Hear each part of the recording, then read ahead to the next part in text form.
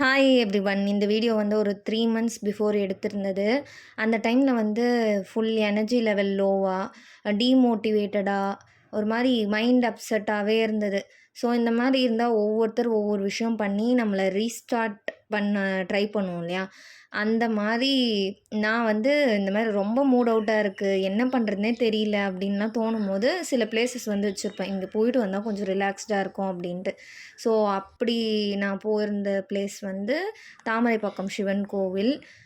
So அங்கே வந்து நிறைய கோட்ஸ்லாம் எப்பயுமே இருக்கும். பட் நான் வந்து அன்னைக்கு எனக்குன்னே வந்து இந்த கோட் கண்ணில் பட்டு ஓகே பாசிட்டிவாக எனக்கு ரொம்ப ஃபீல் ஆச்சு அதை பார்த்ததும்.